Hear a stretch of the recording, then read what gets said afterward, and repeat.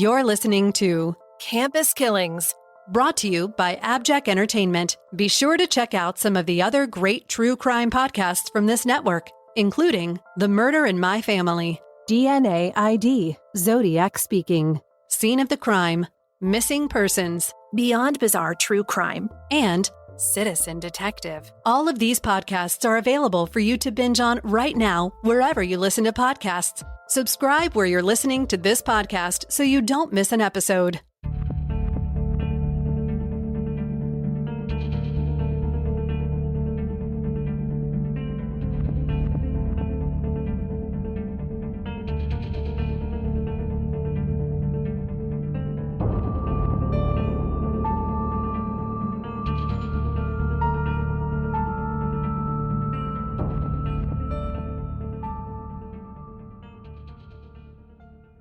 Hi, Amy, and hello, listeners. Today's case is a really important one, and one of the reasons I wanted to cover it is because it's known as one of the most overlooked school shootings in America, which is shocking since it's also considered the first recorded incident of law enforcement attacking students in national history. Yep. But since the Kent State shootings were only 2 years later, most people have never heard of the Orangeburg Massacre. Have you, Amy? No, I have not. And before I started doing the research, I had not heard of it as well, but I bet you had heard of the Kent State shootings, I correct? sure have. Okay, so I think this highlights already the importance of covering today's episode. Before we get to that, though, we do want to give a trigger warning that we'll be discussing race relations and police brutality in this episode. So listener discretion is advised, or extra listener discretion is advised on this one. Much of the reporting on this incident was purposely convoluted or misinterpreted, and there's actually still a ton of questions as to what really happened during the Orangeburg Massacre. So we'll do our best to present as much evidence as we can to give the clearest picture. Let's start with learning a little bit about South Carolina State University and some background about the time period in which our case takes place. Founded in 1896 as the Colored Normal, Industrial, Agricultural, and Mechanical College of South Carolina. Wow. That's a mouthful, Yeah. huh? The college was built specifically for Black students looking for higher education in the county of Orangeburg.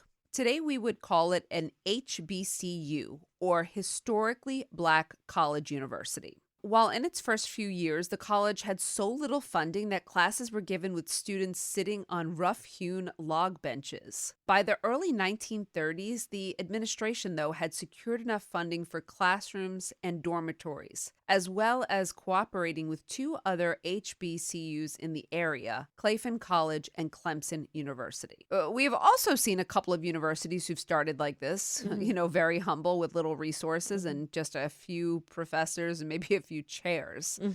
However, by the 1950s, South Carolina State College was thriving with a robust student body and a full staff of faculty in both undergraduate and graduate courses. Today, SC State is a university offering 60 different majors, including nuclear engineering, cybersecurity, and agribusiness.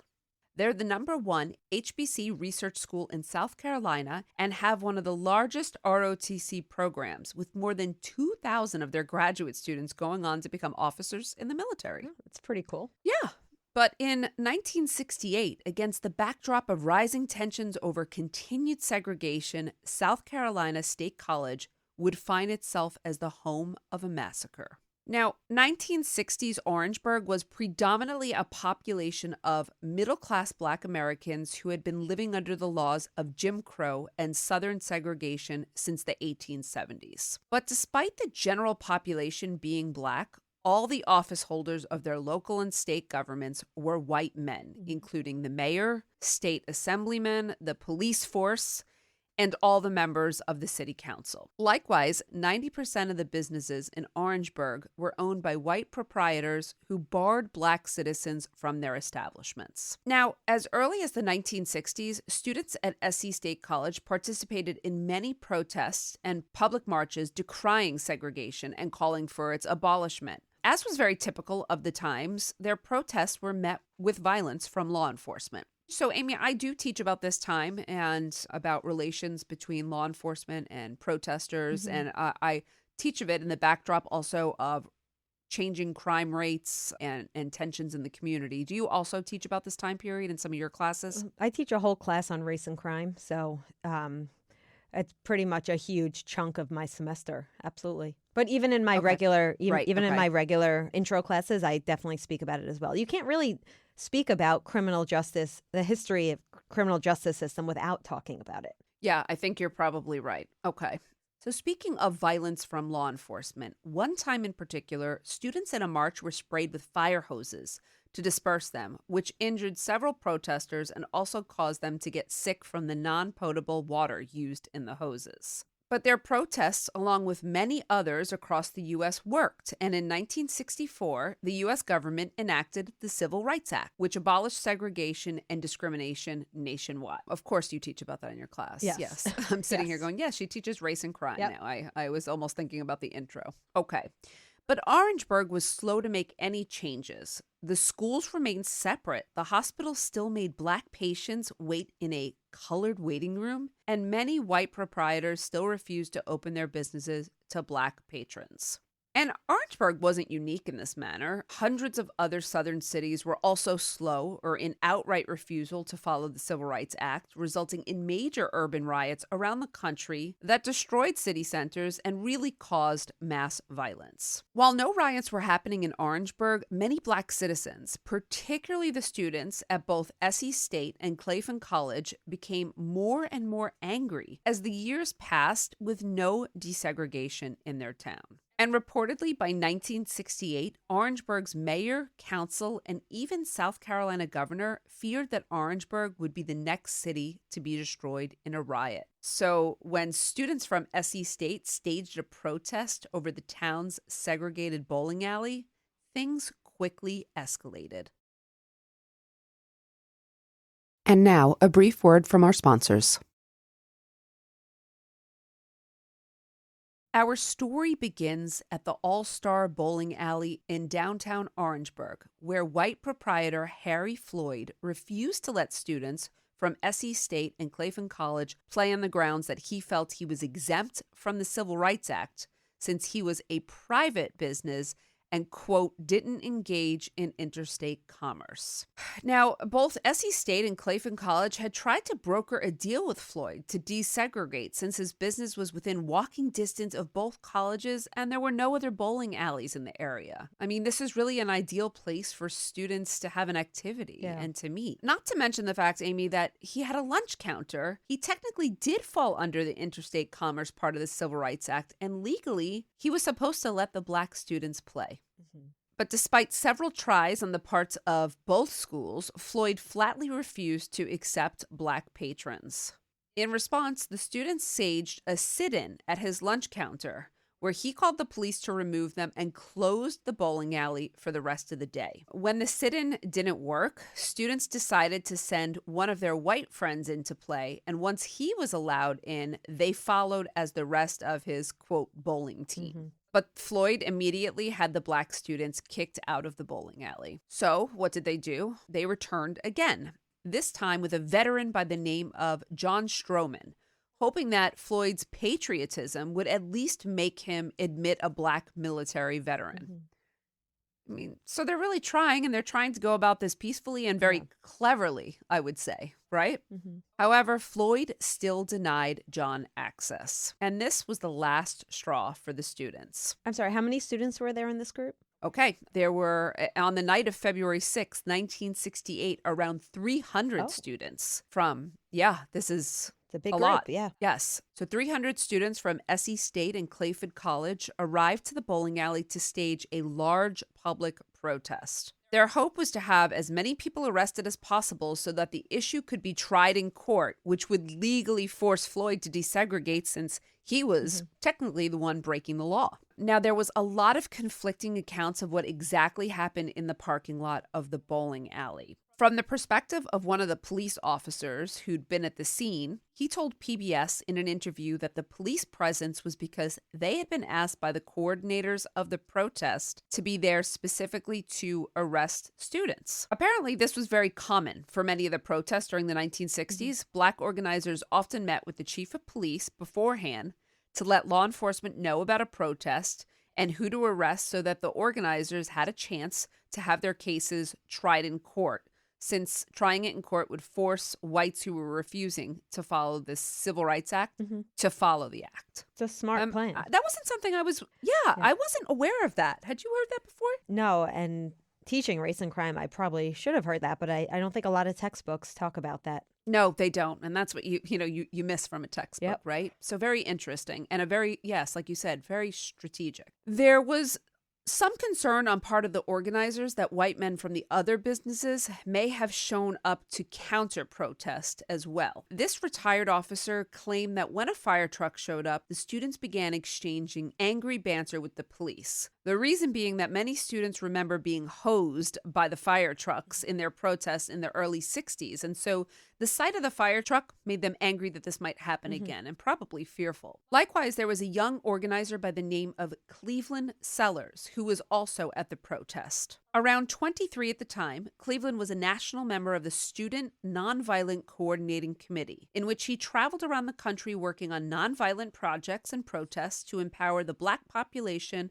and work towards desegregation. While part of the coordinating committee's ethos was Black Power, which was supposed to help Black people feel empowered and celebrated, many white Americans saw the Black Power movement and any organization associated with it as a system of Black superiority, and it quickly gained a negative reputation, which we have learned historically. So Cleveland was well known to the white community of Orangeburg for his work with the Nonviolent Committee.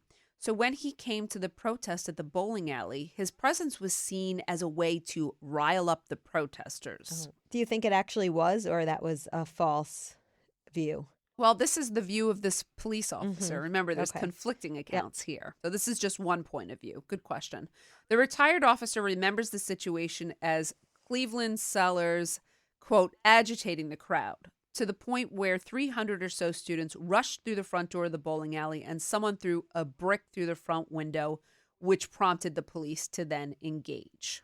However, several of the students interviewed by PBS had very different recollections. One recalled that Cleveland Sellers had not been provoking the crowd, but actually calling on students to remain calm and not to engage with the police. That sounds, I think that one sounds a little more believable, that account. Well, he did work on a nonviolent committee. That's what I'm saying. So, yes. So he has a history of trying to de-escalate things. Correct. Another woman who'd been near the window during the protest claimed that no one had thrown anything. The press of the crowd got so bad that a male student was actually shoved into the window, and that's how it broke, and not by a rock being thrown through it. So while it is unclear exactly how the window broke, upon hearing the glass shatter, police dispersed the protest with leather bats and beat several female students who'd been near the front of the bowling alley as the protesters fled. The attack by police enraged many of the students, especially since the targets of the violence seemed to be focused on the young women participating in the protest,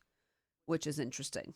The next day, classes at SE State were canceled as both students and faculty got together to plan a protest march. But while the organizers went to the mayor to procure the appropriate permits for their protest, the mayor denied them, instead offering to come to the school to work something out. And as I'm sure we can imagine, the meeting at the table was unproductive and left the students and faculty even more angry.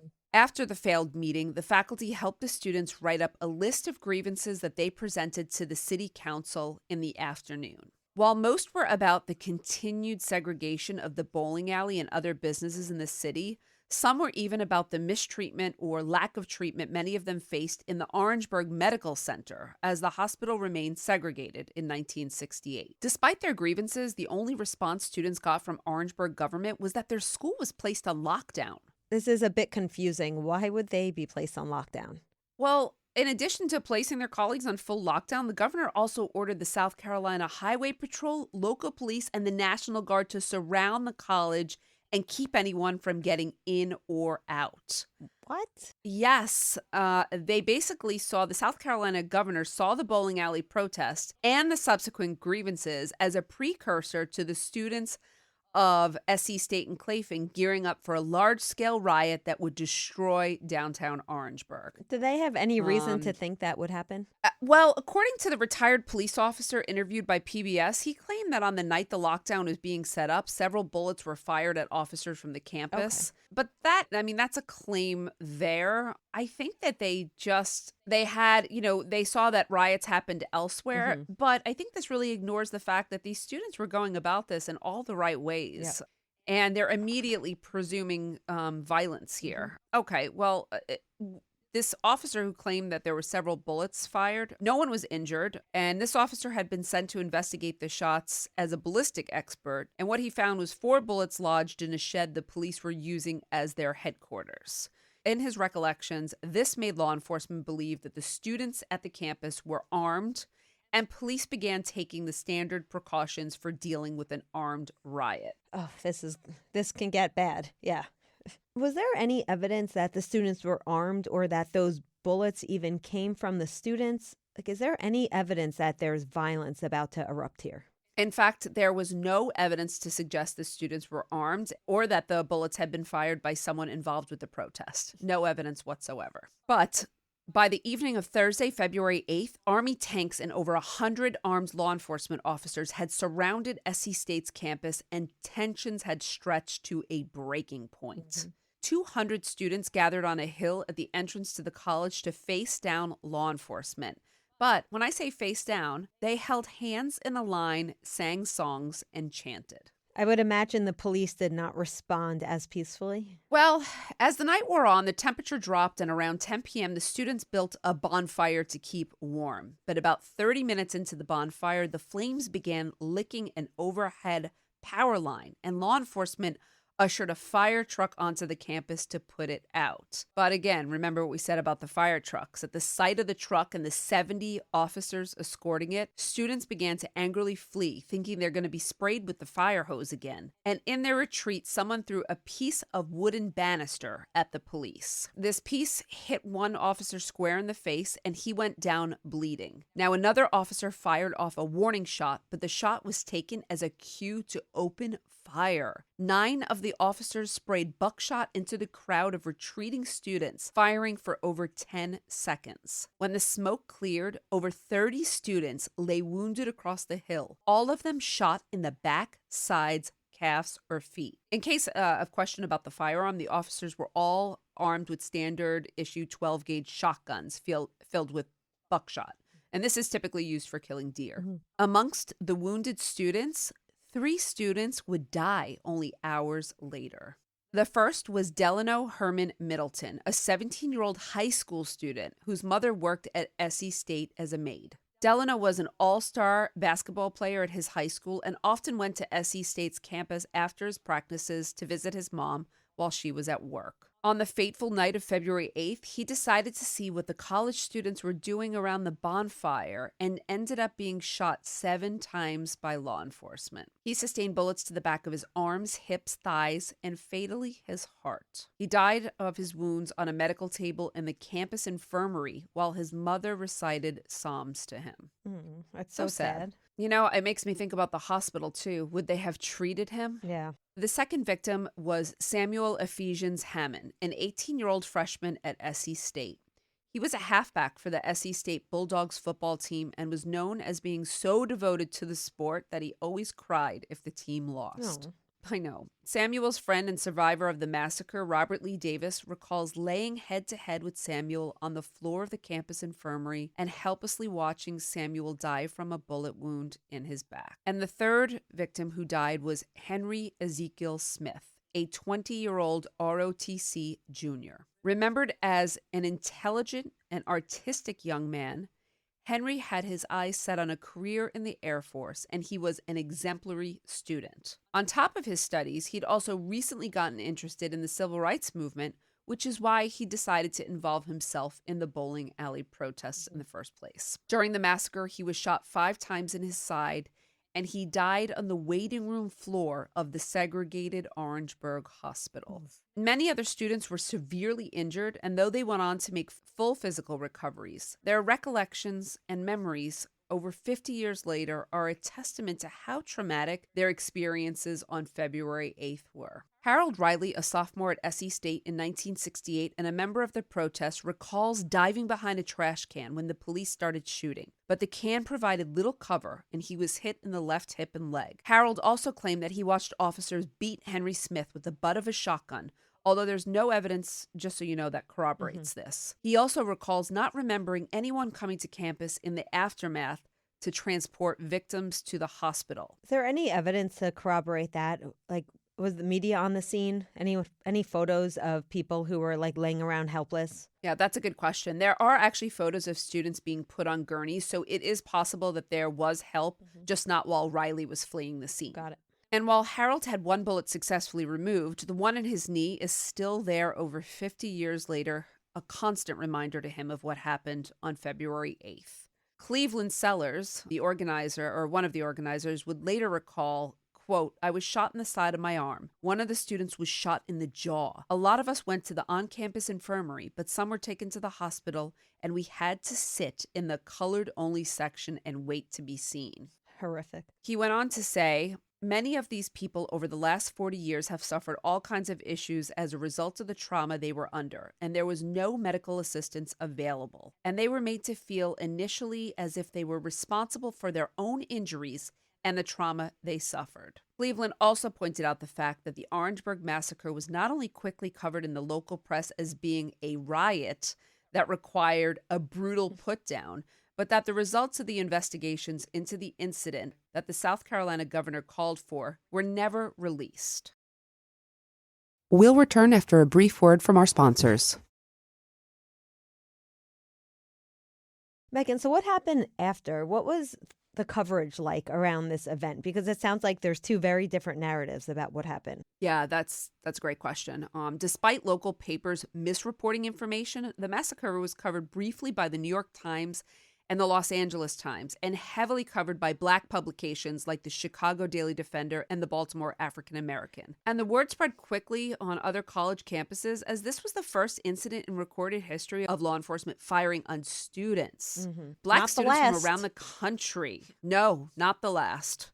Black students from colleges all around the country staged marches and vigils in protest of what had been done to the students of South Carolina State. There was such an outcry that the National Student Organization organized white alert teams to serve as buffers between Black students and law enforcement during these demonstrations. But these demonstrations seemed to do little to sway South Carolina's political administration. Though then South Carolina Governor Robert McNair did call for an investigation into the incident, he doubled down on the riot language surrounding the massacre, citing that the students had been, quote, out of control and fired on law enforcement, despite no evidence supporting this claim. Talk about blaming the victim, right? Like they're totally turning the tables here. Well, further, Governor McNair also blamed Cleveland Sellers for the incident, citing that his presence at both the bowling alley and the college caused the riotous nature of the students, and his ties to Black Power movement proved that the protests were meant to incite violence and Black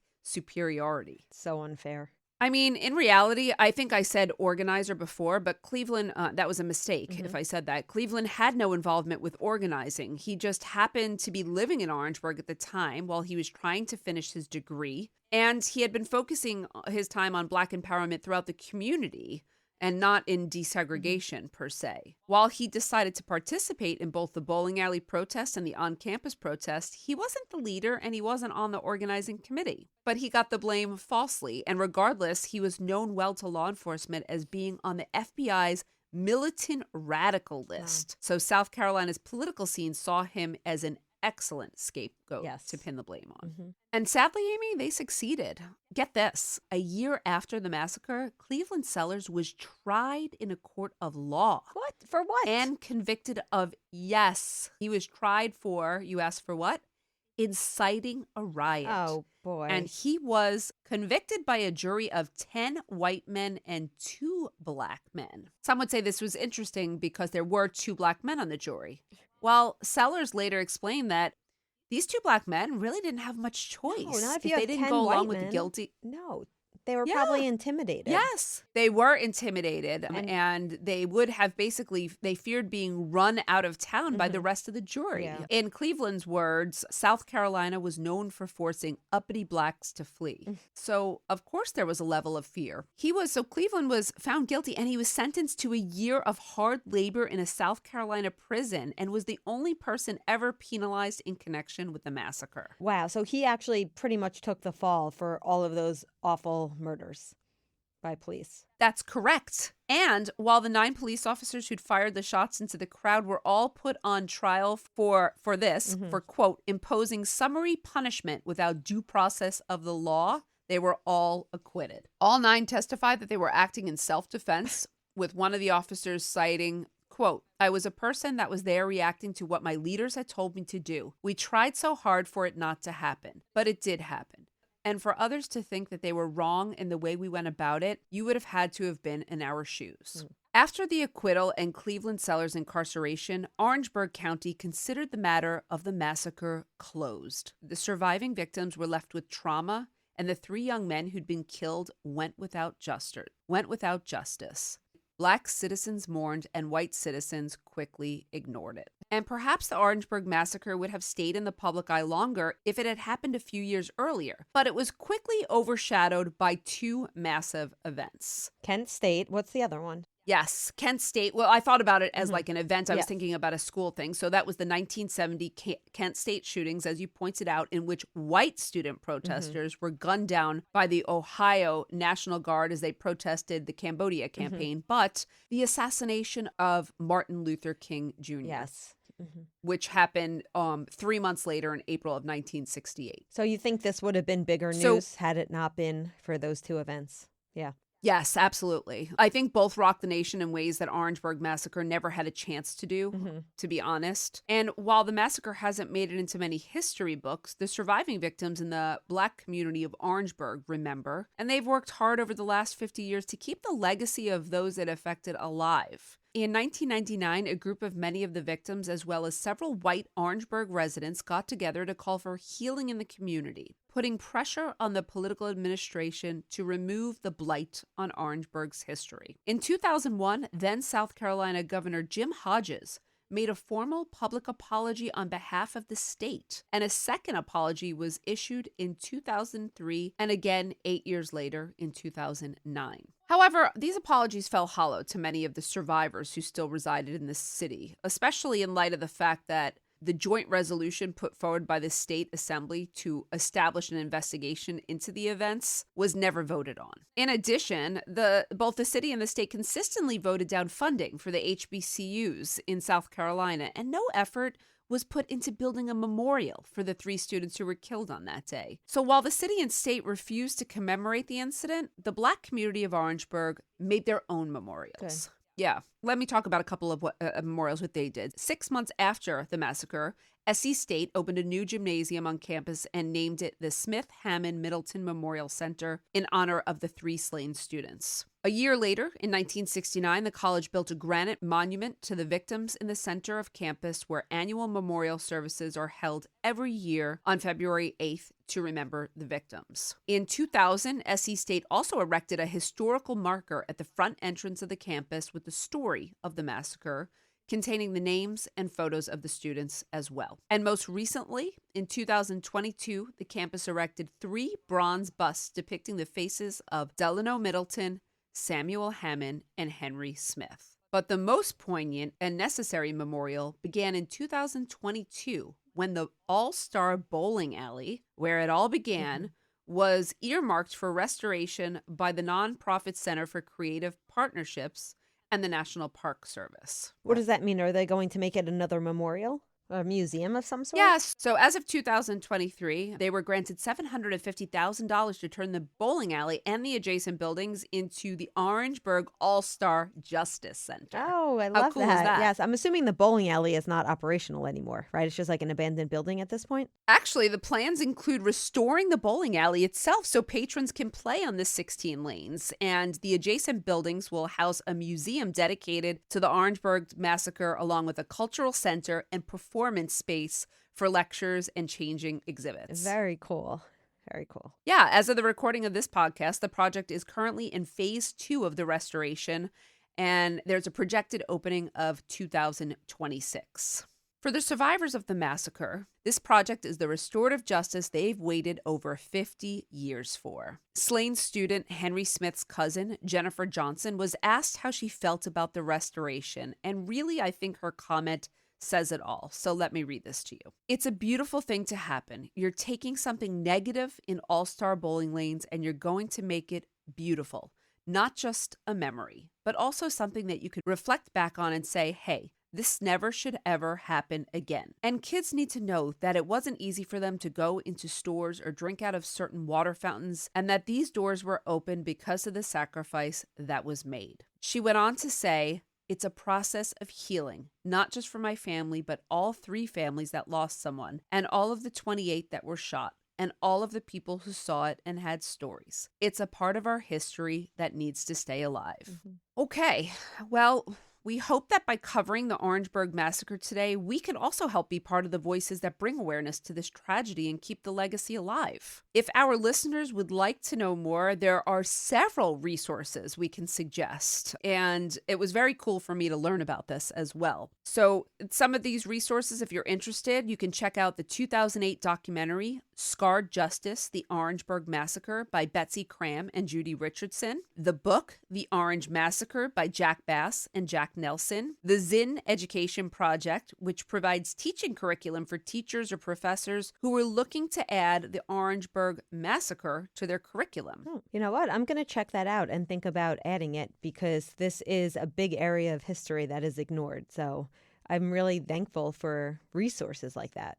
Absolutely. And for any of our listeners who may live in South Carolina, you can visit the Cecil Williams South Carolina Civil Rights Museum, which has a large photography exhibit dedicated to the massacre. You can also donate, if you'd like, to the All-Star Justice Center's restoration efforts on their website, centerforcreativepartnerships.org.